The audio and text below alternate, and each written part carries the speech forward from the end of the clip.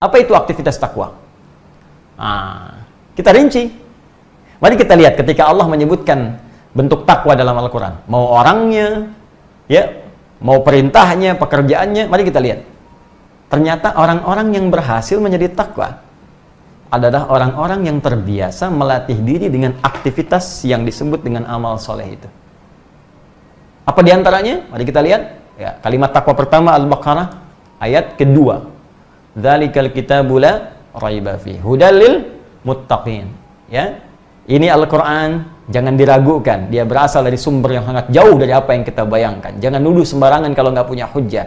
Maka ia akan jadi petunjuk bagi orang takwa. Siapa orang ini? Apa aktivitasnya? Apa pekerjaannya? Sehingga disebut oleh Allah sebagai orang takwa. Aktivitasnya apa? Maka dirinci di ayat 3, ayat 4 sampai mendapatkan di kebahagiaan ayat 5-nya.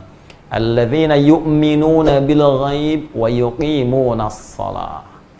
Yaitu orang-orang yang terus meningkatkan imannya. Tuh, dasarnya iman dulu. Ya, wa yuqimunas shalah. Maka ia berusaha mendirikan salat dengan sempurna. Aktivitasnya, lihat, tak kerja bermakna aktivitas. Apa di antara aktivitas takwa itu? Salat. Wa mimma razaqnahum yunfiqun. Infaq. Ya? Walladzina yu'minuna bima unzila ilaik, dan mereka yakin terhadap apa yang diturunkan kepadamu Muhammad sallallahu alaihi wasallam. Apa yang diturunkan kepada Nabi Muhammad? Al-Qur'an. Tuh. Nah. Kasih contoh lagi 3. Ini aktivitasnya. Perhatikan. Orang salat itu bagian dari takwa. Kesimpulan terbaliknya, maka orang takwa itu punya aktivitas. Apa pekerjaannya? Rajin salat, rajin infak, ya, rajin berinteraksi dengan Al-Quran. Ini baru 3 kita turunkan. Ya. Karena itu saat Ramadan, aktivitas ini pasti banyak muncul. Silahkan cek. Sholatnya pasti akan meningkat. Mohon izin, ketika kita belum masuk Ramadan, mungkin sebagian orang hanya berusaha menjaga sholat fardunya. Yang penting 5 waktu nggak tinggal. Belum tentu dia duha, belum tentu syuruk, belum tentu tahajud. Ya kan? Belum tentu rawatib sempurna. Tapi dahsyatnya Ramadan bisa menjadikan seseorang sampai begitu perhatian pada sholat sunnahnya. Bahkan ini musim-musim sekarang, PSBB ini, ya, yang kita diminta dengan segala keterbatasan kita untuk mengerjakan aktivitas di rumah. Itu pun yang difikirkan, Masya Allah, tarawihnya. Padahal tarawih sunnah kan? Ini sangat menarik gitu, tarawihnya. Nah, jadi dahsyatnya Ramadan itu bisa meningkatkan kualitas ibadah. Jangankan yang fardu, sunnah bisa meningkat. Ini. Salat. Jadi teman-teman sekalian, ketika kita masuk pada bulan Ramadan, kutiba alaikumusiyam, maka Allah akan melatih kita untuk meningkatkan kualitas dan kuantitas salat kita. Karena itu bentuknya menggunakan takun, salah satunya dengan menggunakan pemaknaan waktu sekarang. Sekarang di sini konteksnya masuk Ramadan. Di orang takwa itu, begitu masuk bulan Ramadannya, insya Allah bila tidak ada halangan kita mulai esok hari Jumat.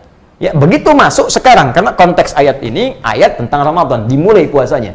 Jadi begitu masuk bulan Ramadan, dia berusaha meningkatkan ibadah sholatnya. Ini pertama. Jadi kalau Anda ingin lihat, apakah Anda termasuk kandidat peraih orang takwa atau tidak, kandidat yang masuk dalam kategori berhasil puasa atau tidak, lihat nanti, mulai malam. Saat masuk berganti waktu ke maghrib, naik, mulai masuk malam Ramadan, malam pertama. Ya, maka kita cek nanti, ada nggak ibadah sholat di malam harinya? Cek, oh ada ternyata. Ya, qiyamnya, qiyam Ramadan. Dalilnya hadis Nabi SAW. Man qama Ramadana imanan wa ihtisaban ghufira lahu ma taqaddama min dhanbi. Siapa yang bisa menghidupkan qiyam, bangun salat di malam-malam Ramadan dengan penuh keimanan, dasarnya iman ini, wa ihtisaban, ketulusan, mengharap ridha, pahala dari Allah, mengoreksi dirinya. Ya ghufira lahu ma taqaddama min dhanbi. Begitu ditunaikan ikhlas karena Allah, koreksi diri, taubat kepada Allah, seketika diampuni dosa-dosanya oleh Allah dari sejak ia berbuat kesalahan saat baligh sampai malam itu. Allahu akbar. Bagaimana rahmat Allah diturunkan ketika ada hamba bangun di malam pertama Ramadan, malam Jumat lagi, ya Allah, Masya Allah. Kemudian dia sujud, minta ampun kepada Allah, ya Allah, hamba banyak salah. Tapi rahmatmu ya Allah melampaui segala murkamu. Maka hamba memohon rahmatmu ya Allah. Sujud dia, menangis. Ketika kemudian dia memohon turun ampunan Allah, terbayang, walaupun ajal tiba pada saat itu, kemudian dia wafat di malam pertama, dia sudah mendapatkan ampunan Allah Subhanahu wa ta'ala dari semua dosanya. Dan dia punya amalan pertama kali sujud. yang jadi kebanggaan di hadapan Allah. Bukankah kita dimuliakan dengan sujud itu? Ya, bukankah perkara sujud yang mengangkat kita dan merendahkan syaitan? Iblis tidak mau sujud, ya, sedangkan kita mau sujud di hadapan Allah, dan dengan sujud itu malaikat diperintahkan untuk hormat kepada Adam alaihissalam. Jadi kalau manusia pernah punya amalan sujud, maka itu jadi salah satu kebanggaan di hadapan Allah Subhanahu wa taala. Karena itulah sujud yang kita lakukan dalam salat menjadi amalan pertama yang akan dihisab di hadapan Allah Subhanahu wa taala. Nah, ini jadi konteks ini sekarang konteks Ramadannya, jadi begitu masuk Ramadan salatnya meningkat. Nah, karena itu coba siapkan dari sekarang. Saya sarankan siapkan agenda Ramadannya. Salat apa saja yang bisa ditunaikan dalam sehari. Malam ada apa? Ada tarawih. Malamnya bisa ada kesempatan tahajud kalau nggak memberatkan kita untuk sahur kemudian dan beraktivitas esok harinya. Karena sekarang banyak di rumah, kita bisa hidupkan.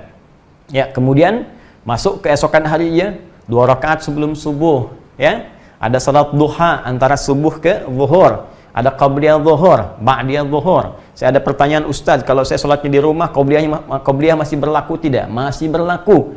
Karena qabliyah itu nggak ada kaitan dengan masjid dan di luar masjid. Walaupun sholatnya di rumah, ketika azan berkumandang selesai, ada qabliyah, silahkan tunaikan qabliyah.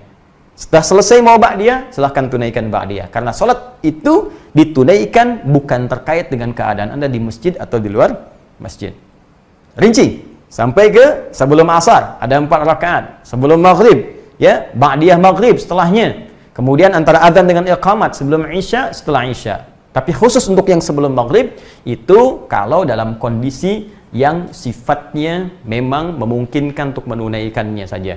Ya, kata Nabi SAW bermakna, sallu rak'ataini qablal maghrib, wa la tattakhidhuha sunnatan. Silahkan sholat 2 rakaat sebelum maghrib, tapi jangan jadikan kebiasaan, karena kondisi tertentu saja.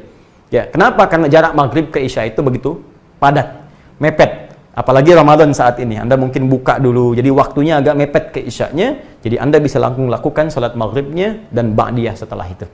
Ya, beda kasusnya kalau sedang di Masjidil Haram, nunggu orang tawaf, baru masuk, Anda bisa mungkin daripada mengerjakan yang tidak penting, bisa salat 2 rakaat dulu. Jelas ya? Secara lugas dan mudah, mulai sekarang, sebelum masuk nanti malam Ramadan, Anda rinci, ada sholat apa saja yang bisa ditunaikan di bulan Ramadan. Ya, dari malam dan siangnya. Rinci. Ya, kemudian teman-teman sekalian, mohon maaf. Nanti, orang takwa ini ditunjukkan dengan bentuk mudhari. Belum selesai, karena baru 1 masa. Belum yang kedua dan ketiga. Sekarang, terus dilangsungkan dan sampai di masa depan. Jadi, untuk menjadi orang takwa itu, mohon maaf, bukan awal Ramadan saja Anda kerjakan tarawihnya, tahajudnya bangun, hari keduanya nggak dikerjakan. Hari ketiga makin menurun. Awas, hati-hati. Jangan ada fenomena ini lagi terulang. Ya, tahun sebelumnya kita tahu juga, malam pertama penuh semua. Malam kedua penuh, malam ketiga masih penuh, malam keempat terjadi kemajuan. Sab maju, maju, maju. Ayo, sekarang mau dipikir apa lagi? Mudik sudah Allah tanamkan. Pemerintah mengatakan dilarang mudik tuh. Udah nggak ada sekarang ya celah kita untuk ngeles di hadapan Allah lagi. Dulu masih ada alasan 10 hari terakhir i'tikaf, ya Allah, hamba mudik ya Allah. Masih bisa di jalan. Sekarang mudiknya sudah dilarang. Ya, pelarangan ini untuk kebaikan kita juga supaya tidak menghambat virus itu kemudian menyebar di daerah-daerah yang sebelumnya telah kemudian dijaga dengan baik. Maka alangkah lebih bijak kita melihat dulu, jika ada maslahat dalam konteks ini, kita bisa ikuti dengan cara yang baik. Ya, nah, saya kembalikan ke sini. Sekarang full keadaan kita full untuk bisa ibadah. Jadi kalau Allah sudah buat kita ini keadaan sangat bisa fokus untuk ibadah, belum bisa juga, lantas mesti digimanain lagi? Tuh, aktivitas ditarik semua ke rumah, konsentrasi ada di rumah. Bisa maksimal. Mau berangkat keluar juga terbatasi. Seakan-akan Allah saking sayangnya ke kita, kamu ini banyak dosanya. Maksiatnya makin banyak. Baru buka handphone sudah maksiat, gambar-gambar sudah salah, ngetik status keliru, kadang-kadang ribut dan sebagainya. Salahnya banyak. Sekarang dikasih peluang oleh Allah untuk fokus merubah diri, belum mau fokus juga. Lu bagaimana lagi? Baik, karena itu kita buktikan tahun ini mesti lulus. Mumpung baru mulai. Kalau Allah kasih kesempatan hari kedua, tetap pertahankan, sholatnya maksimal. Hari ketiga, tetap maksimal. Sampai terakhir Ramadan. Itu yang disebut continuous. Terus berlangsung, sampai selesai. Dan yang paling dahsyat, Tattaqun tidak kenal waktu di masa depan, bahkan after Ramadan, ma ba'da Ramadan, setelah Ramadan pun jaga sampai ketemu Ramadan lagi tahun depan, atau sampai kita pulang menghadap Allah Subhanahu wa taala dalam ajal kita tiba. Jadi orang takwa itu diukur bukan saat malam pertama Ramadan, takwa diraih bukan saat hari kedua, hari ketiga sampai selesai Ramadan, tapi sampai kita jaga hingga ajal kita tiba saat kembali kepada Allah. Itu yang disebut dengan tattaqun. Maka dari sini, siapkan mental kita sebelumnya. Berniat yang utuh, maksimalkan.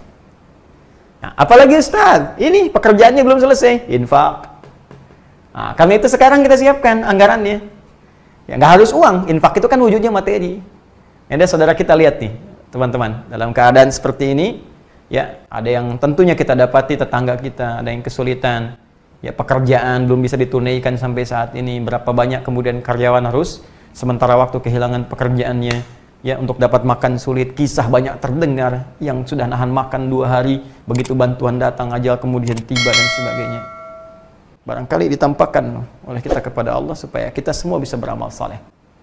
Ya, kita jangan melihat ini beban si fulan, tanyakan saja, keimanan kita akan mendorong kita untuk berbuat baik. Apa yang kita bisa lakukan sehingga ringan hisab kita di hadapan Allah Subhanahu wa taala, sepanjang kita bisa melakukan itu. Walaupun kata Nabi, hanya sebiji kurma. Walaupun hanya sehirup air. Sehirup kalau sekarang 1 sedotan. Ya. Tapi itu kalimat kiasan ya. Ingat, kalimat kiasan. Jangan sampai Anda ke tetangga cuma 1 biji kurma. Ya, 1 sedot. Sudah itu ambil lagi katanya. Kok cuma 1 sedot? Hadis Nabi Pak, maaf. Bukan. Ya, itu Anda yang belum paham. Jadi itu gambaran kata kiasan. Saking pentingnya berbagi khususnya di bulan Ramadan untuk melatih kita. Dan pertahankan itu. Jadi kalau Anda lulus ba'da Ramadan, maka akan tumbuh sifat tawadhu, sifat dermawan, tidak rakus dengan dunia. Wah, kalau udah bisa ngalahin dunia enak deh pokoknya. Nggak ada beban. Ya, tekanannya nggak tinggi. Ini banyak orang tertekan itu karena kalah oleh dunia. Jadi ingin mendapatkan sesuatu, kadang-kadang yang belum dibutuhkan. Banyak yang aneh manusia itu. Ya, Anda itu, saya, kita tidak dihisab untuk yang besok, dihisab tuh yang sekarang. Ngapain Anda banyak mengerjakan untuk yang besok? Merencanakan tuh harus, tapi memberikan beban untuk sesuatu yang belum tentu Anda dapatkan dan Anda kerjakan untuk apa? Maka nikmati kehidupan. Allah atur rezeki kita, Allah atur ibadah kita. Kenapa kemudian kita ikut mencari sesuatu yang belum diatur?